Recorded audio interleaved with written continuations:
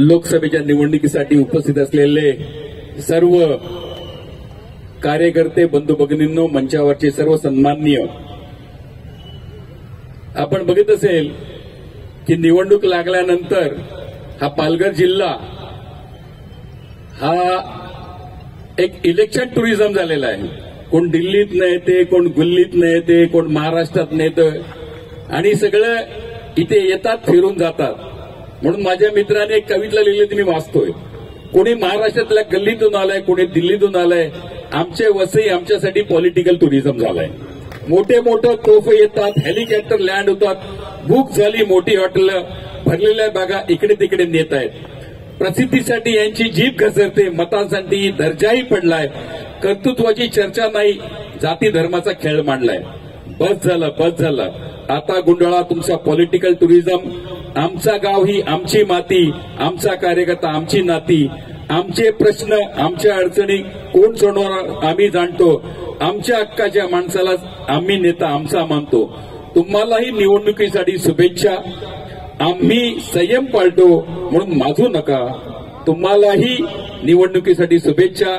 आम्ही संयम पाळतो म्हणून माजू नका. भविष्यात एखादं काम निघालं तर आप्पाकडे यायला लाजू नका. हे माझ्या मित्रांनी लिहिलेली कविता आहे. मी काही लिहिलेलं नाही, कारण मी कवी वगैरे नाही आहे.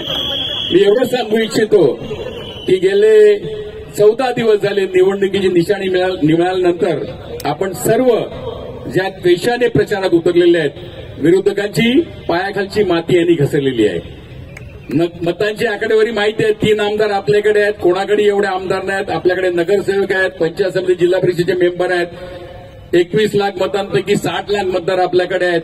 हे जरी असलं तरी 60% मतदार आपल्याकडे आहेत.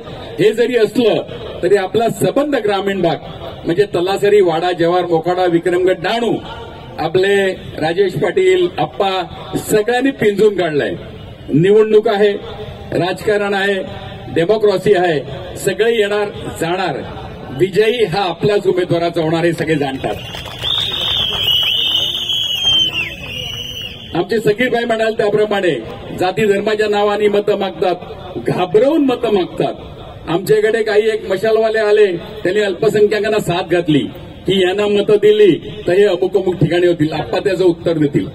पण मी तुम्हाला सांगतो, आपली डेमोक्रॉसी, आपली घटना एवढी मजबूत आहे की 1 नाही 10 मोदी तयार झाले तरी आपली घटना बदलू शकणार नाही. मोदी काय, मोदीचा बाप जरी आला तरी आपली घटना बदलू शकणार नाही. त्यामुळे तुम्हाला एकच सांगतो, खास करून अल्पसंख्याक आणि आपले सगळे बंधूंना, की इथे आपला उमेदवार कसा पाहिजे तर काम करणारा पाहिजे. की सर्व जाती धर्माच्या लोकांना गेल्या 4 वर्षामध्ये 2.5 वर्ष ह्यांची कोविड काळात गेली आणि कोविड काळामध्ये असं यांनी एकही गाव नसेल की त्यांना स्वतःला कोविड झाला तर 21 दिवस घरात राहिले, बाकी सर्व दिवस घराघरात फिरलेत. आप्पा, त्यांची सगळी मंडळी यांनी जे काही जमा केलेलं शिधा होती, धान्य होतं, खिचडी होती, ते वाटप करणं, त्यासाठी मॉनिटरिंग करणं, इंजेक्शन देणं, औषधं देणं, ऑक्सिजन पुरवणं, यासाठी सगळी टीम लागलेली. त्यावेळेला विरोधक सगळे झोपलेले. त्यामुळे सर्व पालघर जिल्ह्यातले विरोधक जे आहेत की जे माझ्या जवळचे आहेत ते मला सांगतात तुमचा उमेदवार नक्की निवडणार, कारण सगळेजण त्याच्यावर प्रेमात आहेत. त्यामुळे डायरेक्ट इनडायरेक्ट सगळेजण मदत करतायत आणि करत राहणार. यासाठी आपण झोपून राहायचं नाहीये. पण आपला उमेदवार काय काम करणार असं तुम्हाला विचारलं तर बऱ्याच जणांनी सगळं कामं सांगितलं असेल. आम्ही पाणी, रस्ता, हे करू, ते करू. पण सर्वात महत्वाचं काम जे आहे, आपण ज्या भागात राहतो तो नायगाव ते डहाणू हा पर्यंतचा जो भाग आहे, इथे सर्वात जास्त लोक जे आहेत हे रेल्वेने प्रवास करणार आहेत.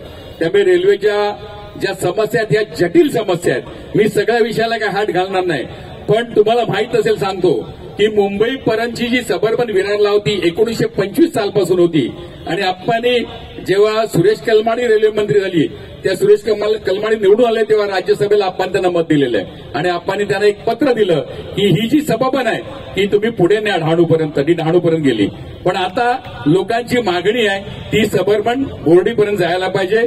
त्यामुळे त्याच्यासाठी प्रयत्न हा आपला खासदारांनी पहिला करायला पाहिजे. तशी त्याला विनंती. रेल्वेची जी 4 लेन जे काम चालू आहे विरार टू डहाणू ते फास्ट होऊन तिथे ट्रेन्स वाढल्या पाहिजेत, टर्मिनल वाढवलं पाहिजे. ह्यासाठी आपण एक काम करणार आहोत. आणि त्याबरोबरच बोरिवली ते विरार 6 लेनचं काम हे आमचे बळीराम जाधव खासदार असताना जे त्यांनी ऍडमिट आहेत त्यांनी मेहनत केलेली ते काम अजून सुरू नाहीये.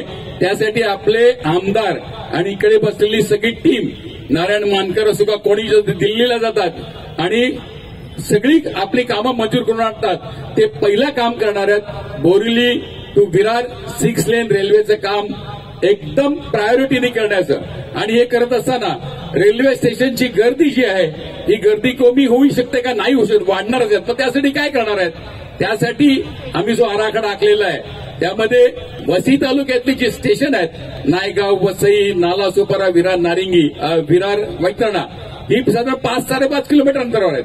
त्या 2 स्टेशनच्या मध्ये एक स्टेशन व्हावं अशा प्रकारचा आराखडा आपल्या टीमनी बनवलेला आहे. आणि त्यासाठी म्हणून आपण प्रयत्न करणार आहोत. नालासोपारा जे स्टेशन आहे, विरारचं टर्मिनल नालासोपारा झालं पाहिजे. नालासोपाराला सर्वात जास्त गर्दी असते. वसई इंडस्ट्रियल एरिया तिकडे झालं पाहिजे. हे करत असतानाच गेले 125 वर्ष झाले, जसं मुंबई सेंट्रलला टर्मिनल आहे, जसं कुर्ल्याला टर्मिनल आहे, विटीला टर्मिनल आहे, ते टर्मिनल पुढे आलेलं नाहीये. कारण जागेचा प्रश्न आहे. जागा आप्पा आणि त्यांच्या मंडळींनी रेल्वेचं जे MRVC जे आहे रेल विकास कॉर्पोरेशन आहे त्यांना जागा दाखवलेली आहे की नायगाव आणि वसईच्या मध्ये जी जागा आहे जी शासनाची जागा आहे, मिठागराची जागा आहे, तिथे एक मोठं टर्मिनल बनू शकते. आणि ते टर्मिनल उपयोगाचं कसं आहे?